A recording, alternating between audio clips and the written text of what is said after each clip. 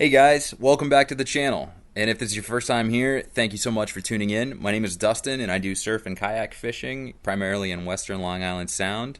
This is video from August 31st, where the water's pretty warm and we're going through what I call the summer doldrums. The fishing is just not as great as it is in the spring or the fall, primarily because of the warmer water temperatures and the lower oxygen levels that come with that. The fish just don't feed quite like they do in cooler temps, but you can still catch them. So that's what we're out here doing. It's a little choppy. We've got a bit more wind than I'd prefer for fluke fishing, but you know what? We're going to make a day out of it anyway.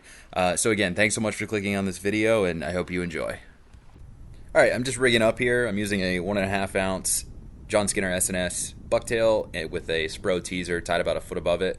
So pretty standard fluke rig, and then I put a 4-inch gulp grub on the bucktail, and then a 4-inch swimming mullet on the teaser. And I've been using white a lot lately for the bucktail and the teaser, and then if I feel color might make a difference, then I'll just change the color of the gulp. So that's been working out pretty well for me lately, and I'm going to be using a few other things throughout this video, but I'll talk about those when we get to them. And here's the first drop of the day and the first fish, and if you watch my prior videos and pay attention to my first fish of the day, I'll give you one guess what it is. Oh, there's a fish. Yeah, you're that, boy.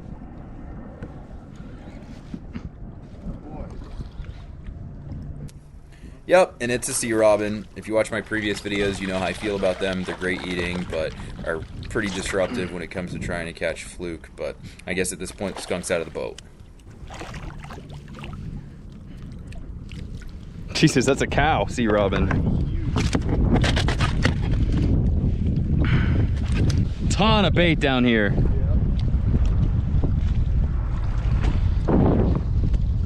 So this is 16 feet now.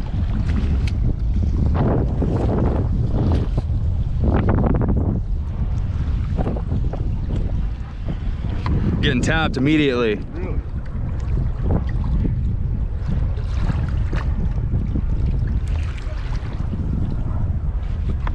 I think it's porgy.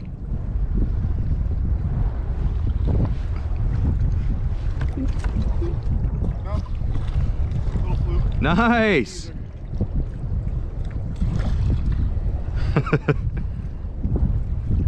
Yeah, so Josh's fluke there was the first one we caught and the only one in about 45 minutes of fishing this spot, but we were getting an awful lot of tails bitten off of our gulp, which is indicative of porgy, especially in this area that we're in. So I'm just going to switch over to squid here real quick and see if I can pull a few up.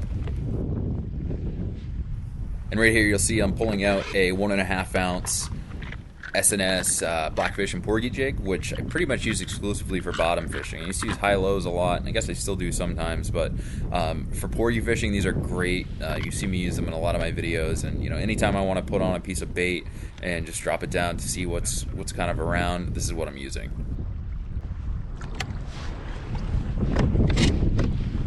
They have to be 12, 10. 10. That was on the shrimp too.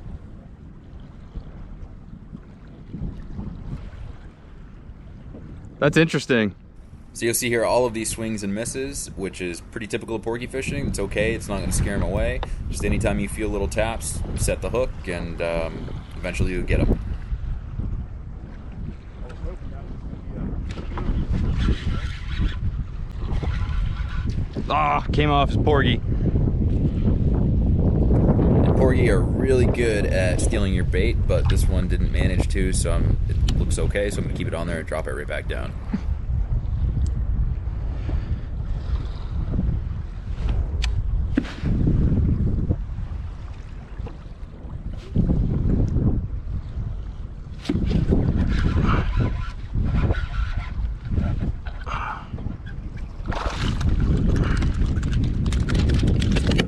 And I'm not planning to keep any porgy on this trip. You'll see later that I do keep one, and for good reason. But I've got plenty in the freezer, so most of these are going back.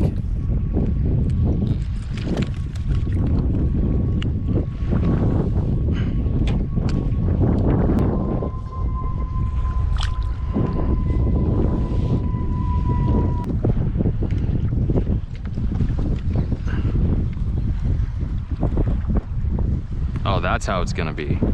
Wow.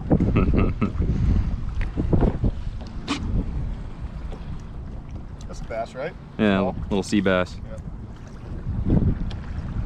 Yep. Caught earlier.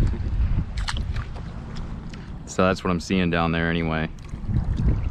Yeah, there was a lot of life on the bottom. I wasn't sure what I was seeing, but apparently some of them were these small sea bass, which this time of year, there's a lot of them around. And luckily on the strip, we only got a few of them, but sometimes they are just constantly all over your bait. So I guess they're cute.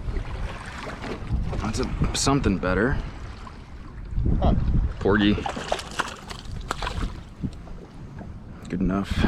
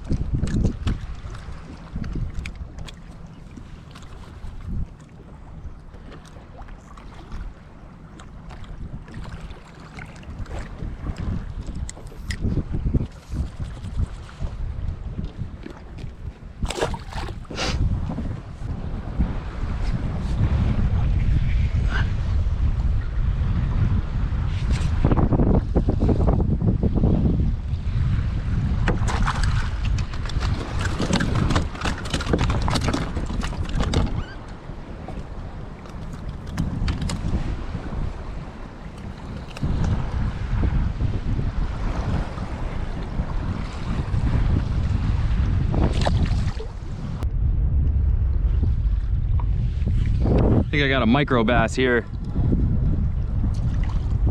Porgy. Look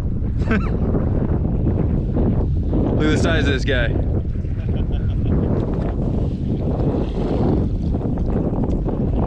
Bucktail, nearly as big as that little sea bass.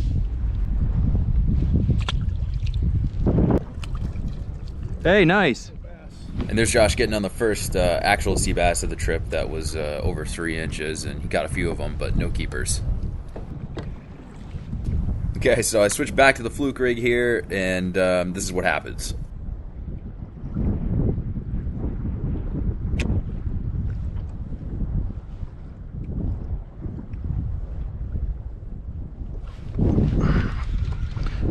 Feels like a robin. Yep.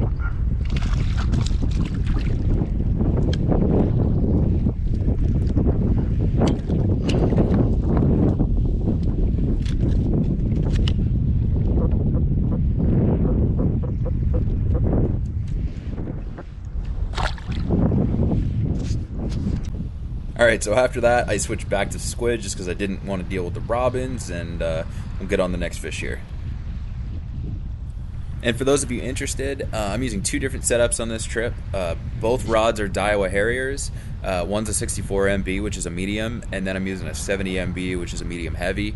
The lighter rod, I've got a Quantum Accurist on it, and it's spooled up with a 15-pound J-braid. And then the heavier rod has a Daiwa Lexa 300, and I've got that spooled with 30-pound Power Pro.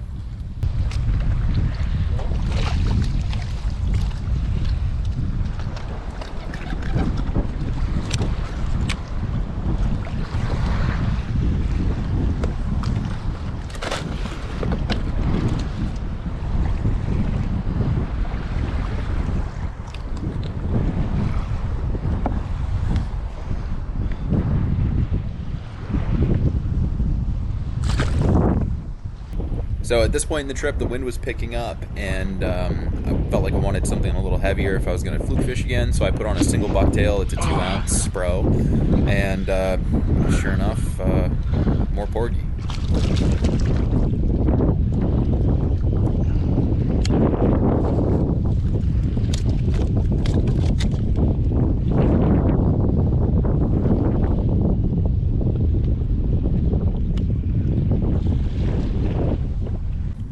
And I gave the bucktail a good 15-20 minutes, and I just could not seem to hook up with a fluke, so here I am back with squid again.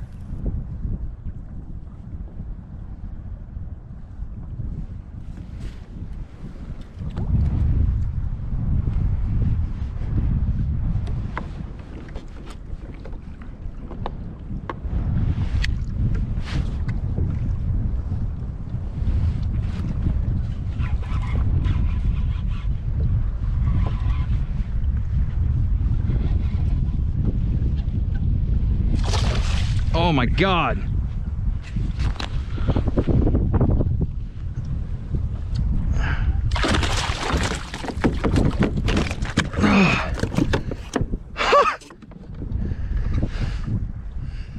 That might be him. Might be, right? Yeah, Josh and I were talking earlier about how I wasn't going to keep a porgy unless it was over 2 pounds, because our local record here right now is 2.15. So when I said that might be him, that's who I was talking about.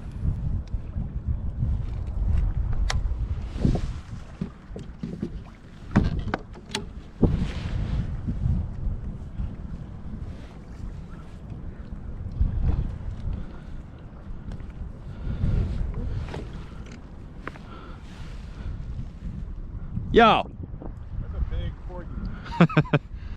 Yeah, and that porgy measured 16 inches, and I did keep it and weighed it in, and it was 2.05. So I missed the record by 0.1 pounds, but that's okay.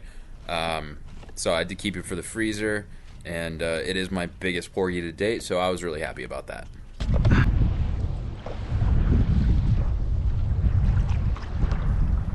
And as you can probably tell by the rapid jigging, at this point I'm switched back over to the 2-ounce bucktail, and as you'll see, I thought I was caught on bottom briefly, and then it started swimming.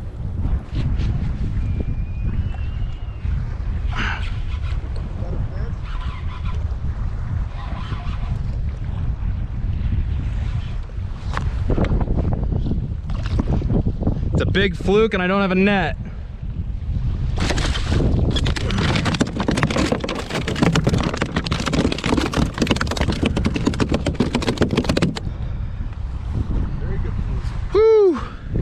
Yeah, I really don't like swinging fish over the kayak. I prefer to net them, especially fluke, just because they have a tendency to shake the hook. But I forgot it, so this is how it turned out. And here in Connecticut, we're fishing on an 18.5-inch limit for fluke, and that was 21 inches. So that's dinner. That's really what I was out here for. So that made the trip. And I think catching my keeper fluke at the end of the trip is starting to become a theme, because that was the last fish of the day. So if you made it this far, thank you so much for watching the video. I really do appreciate your support, and if you like it, please don't forget to click that like button, and if you're not subscribed to the channel, please subscribe. I upload fishing videos on a weekly basis. Thanks so much.